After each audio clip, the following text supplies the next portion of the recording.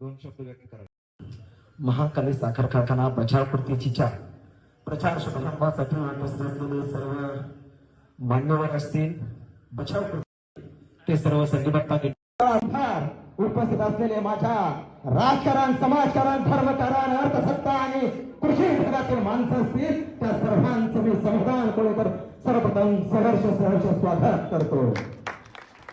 आपला कारखाना उभा राहिला 3 मार्च 1982 साली.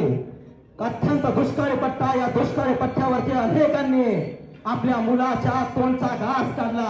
आपल्या मुलाच्या हातात 1 रुपया देताना सुद्धा 10 वेळा विचार करणारे शेतकरी, त्या माणसाने आपल्या कष्टातून, घामातून हा कारखाना उभा राहावा म्हणून पै जमा केली.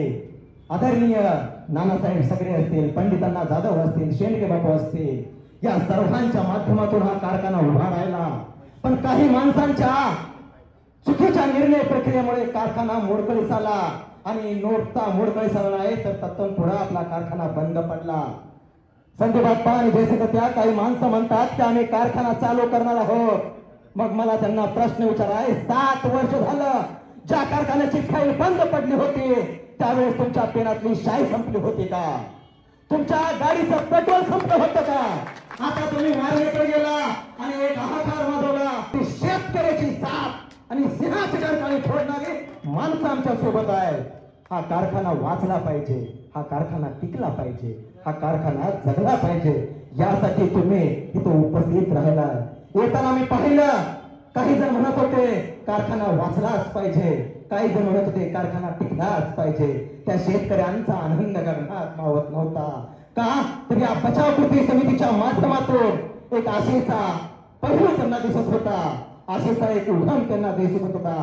मी आज तुम्हाला नक्की सांगतो, ही जी माणसं आहेत यांचं कोणतं वडिलोपराजित संपत्ती नाही, यांचं कोणतं 12 हत्तीचं यांच्या पाठीमागं बळ नाही, यांच्या पाठीमागं महाकाली देवीचा आशीर्वाद आहे, बिरोबा देवाचा माझा कावडण्याचा आशीर्वाद आहे आणि तुम्हा सर्व गोरगरीब शेतकऱ्यांचा, सभासदांचा, कामगारांचा आशीर्वाद आहे.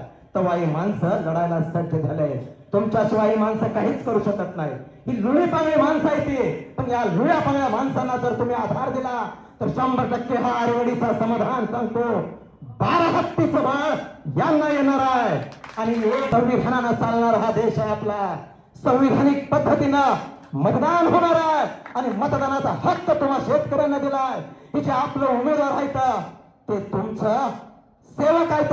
जर उभा जर या माणसांना तुम्ही निवडून दिला आणि एखादा चुकीचा बघला, यांच्या सुद्धा कंबरड्यात लाथ घालायला आपण मागं पुढे बघायचं नाही. ती ताकद तुमच्या आणि माझ्यात आहे.